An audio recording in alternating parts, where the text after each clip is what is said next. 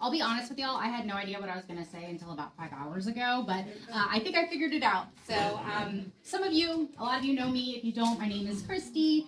You might also know me as Chalk Girl or Diana's Worst Nightmare. Whatever you'd like to call me, that's fine. I am originally from Florida, and when I moved here 4 years ago, finding community was not on my radar at all.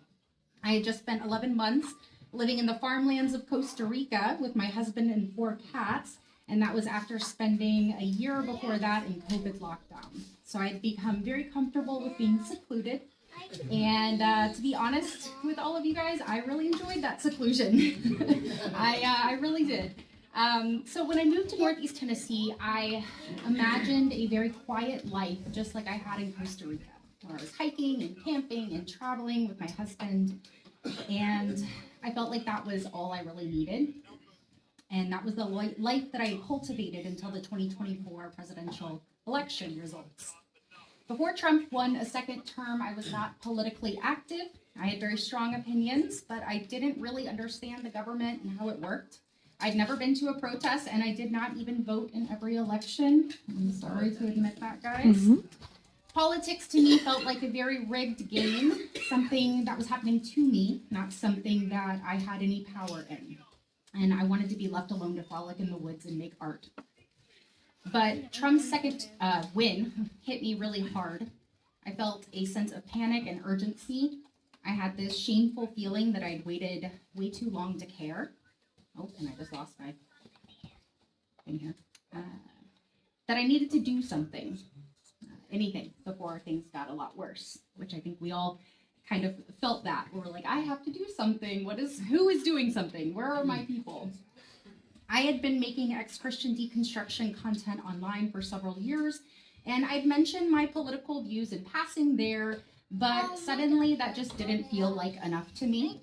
The rise of Christian nationalism was everywhere, and I couldn't ignore it, and I didn't want other Americans ignoring it either. So I started a deep dive YouTube series on the history of Christian nationalism and the rise of the evangelical right in America. I thought that with my growing national audience, I could make a huge difference by educating people all over the country about how we got here. It was that very research that changed everything for me and how I approached activism as a whole. Through my research, I learned more about the civil rights movement and why it succeeded. I learned about the moral majority and its leader, Jerry Falwell. I learned about Paul Weyrich of the Heritage Foundation and how he and Falwell organized evangelical America into a political force. And it was a quote by Paul Weyrich that really opened my eyes to the most important component of activism. In a 1995 interview, Paul Weyrich told, Weyrich, I'm not really sure how you pronounce his name. I'm going to switch it. But in a 1995 interview, he told a reporter how liberals taught him how to organize. He said, liberals learned how to organize. They learned how to frame issues. They learned how to seize the moral high ground. He said, I looked at the various operations they had and decided that conservatives weren't on the same playing field. In terms of the way they learned to operate, there was a lot of brilliance associated with it. I read that quote over and over and over again. Here I was studying the rise of the religious right, trying to understand how they gained so much power. And the answer was not in learning how to organize like them. The answer was learning from the grassroots movements of liberals and civil rights activists that came before them. The movements built on community, connection, and collective action. Movements that showed the right wing how to do it. And that's when it clicked.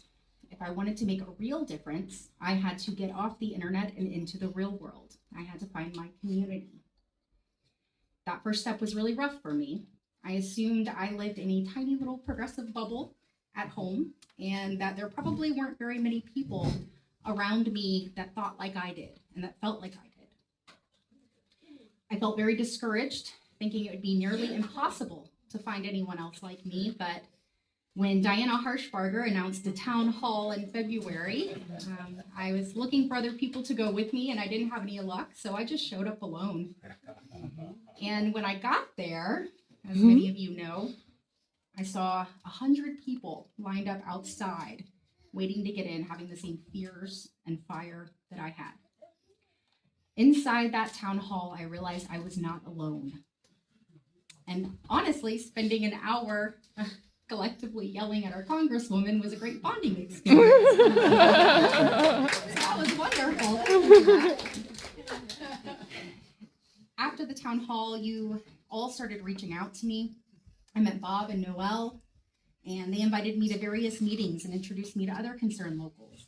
I quickly started meeting more and more people who shared the same values and the same sense of urgency that I had.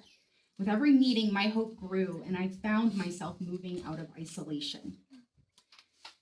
Now here we are 10 months later, and I'm looking around at all of you, and I'm just thinking that we did it. We actually did it. We chose to check in instead of checking out. We chose community over isolation. We chose connection over algorithms. And I can't fully express what it feels like to see my dream of community and connection and resistance turn into a reality like this. To remember how hopeless I felt at the beginning of the year, and then to look around and see all of you now, I can't explain that feeling, but I feel incredibly grateful for it. And I know many of us don't see one another as often as we used to in the beginning, but I think that's actually a really good thing. It means our community is growing. It means we're building something bigger. It means the work is happening everywhere all the time. New groups are forming every day, writing postcards, phone banking, protesting, putting up billboards, protecting immigrant communities, and even angrily chalking outside of Diana's office. It's easy to feel like you're not doing enough in these situations, and I have felt that many times. But the whole point of community is that we don't have to do everything. When one person needs rest, someone else steps in. When they need rest, we step in and pick it up for them. The more we move together, the lighter our burden becomes. And I've seen this firsthand with my chalk protest. I have two incredibly dedicated women who are out there chalking every day and showing up even when I can't. Rachel, who is here, and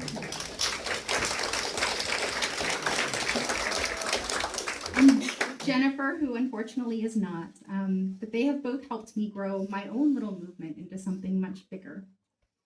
And they show up even when I can't. Rachel is there every single day.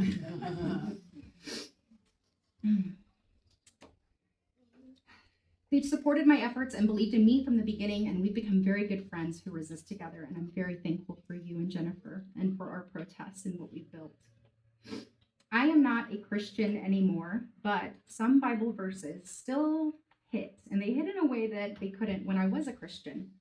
And one of those verses that I was thinking about, it popped in my head when I was writing this, was Galatians 6:2. It says, "Carry the burdens of one another so you can fulfill the law of Christ." And in Matthew 22, the law of Christ is summed up in one word: love.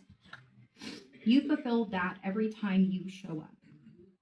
Every time you support one another, every time you fight for this community and this country with compassion and with courage. Because love really does overcome all things. And because we have love, we will overcome this really big thing too. I really do believe that. And I think you guys believe it too, or you wouldn't be here. And I just want to thank you all so much for what you do, for checking in, for showing up and getting to work. Big thanks to Terrell.